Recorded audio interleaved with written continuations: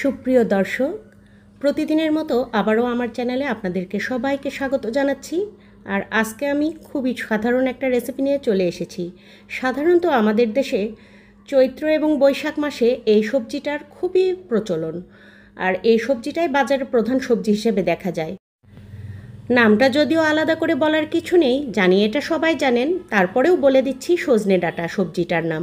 আসসালামু আলাইকুম বন্ধুরা, আশা করছি সবাই অনেক ভালো আছেন। আমি জাকিয়া সুলতানা পাঁচবিবি থেকে বলছি। তো আজকে আমি সজনে ডাঁটা নিয়েছি বেশ কয়েকটা, দেখতেই পাচ্ছেন। আর এই সজনে ডাঁটা দিয়ে খুবই ঘরোয়াভাবে সাধারণ মুখে রুচি আসে এইরকম একটা রান্না তৈরি করে আপনাদের দেখাবো। পবিত্র রমজান মাসে মুখটা একেবারে যেন সেদ্ধ হয়ে থাকে সারাদিন রোজা থাকার পর, মুখে একদমই রুচি থাকে না। তাই একটু আলাদা টাইপের কিছু খাবার খেলে একটু ভালো লাগে, সবসময় মাছ মাংস খেতেও ভালো লাগে না। তো সজনে ডাঁটা কেটে নিয়েছি, অফ ক্যামেরায় ধুয়ে ক্লিন করে নিয়েছি। আর এখানে আমি বেশ খানিকটা দেশি লাল আলু সেদ্ধ করে নিয়েছি। আলুগুলো একটু চটকে নিচ্ছি, হালকা হালকা দানা দানা থাকবে, একদম মিহি পেস্ট করব না। আর এখন একটু পানি দিয়ে আলুটা গুলে নিচ্ছি, এতে করে হয় কি আলুটা দলা বেঁধে থাকে না। রান্নার সময় যখন আমি এটা কষাবো তখন দলা আলাদা করে ভাঙতে হবে না, আলুটা এমনিই গোলানো থাকবে এবং খুবই সুবিধা হবে। তো এখন এই কাজটাও আমার হয়ে গেছে। এখন আমি একটা বাটিতে ডিম ভেঙে নিচ্ছি। সামান্য একটু লবণ এখানে আমি দিয়ে দিব, দিয়ে ডিমটা গুলে নেব।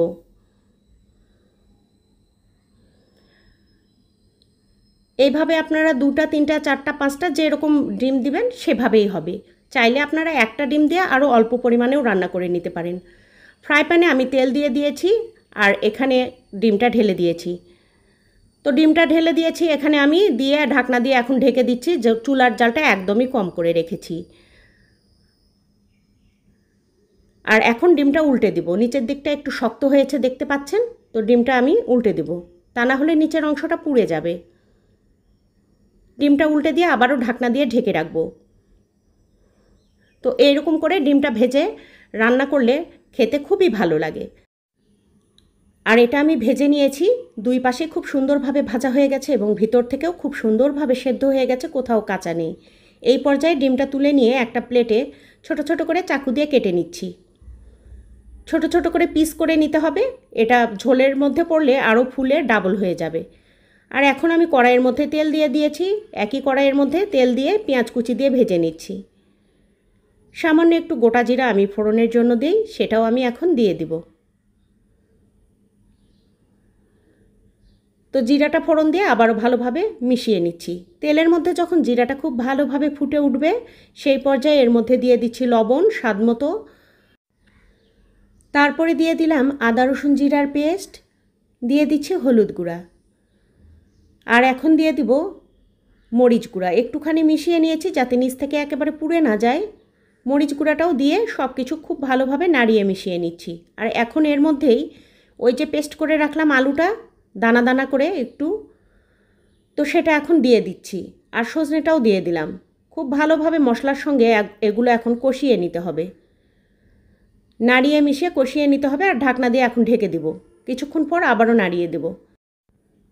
আর এখানে নিয়েছি আমি গরম মশলা। গরম মশলার মধ্যে আছে সাদা এলাচ, দারুচিনি আর তেজপাতা। সব কিছু দিয়ে আবারও খুব ভালোভাবে মিশিয়ে নিতে হবে।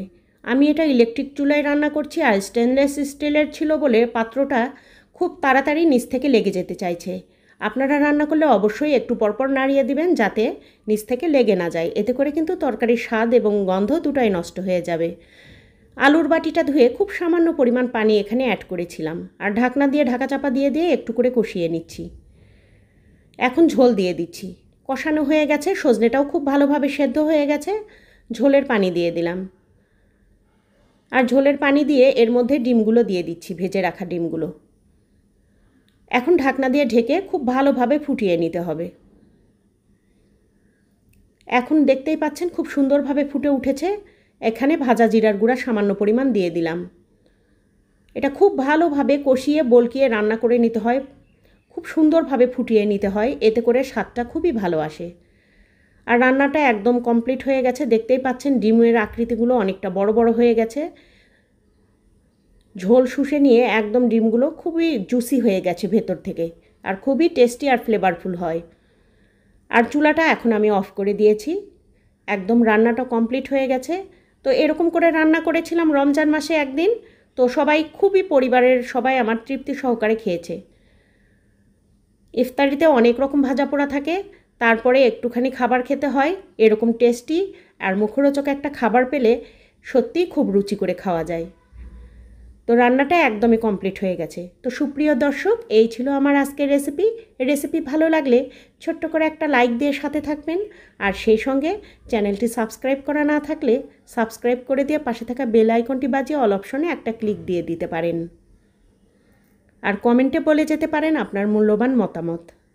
আপনার গঠনমূলক মতামত নিশ্চয়ই আমাকে আরও একটু এগিয়ে নিয়ে যাবে।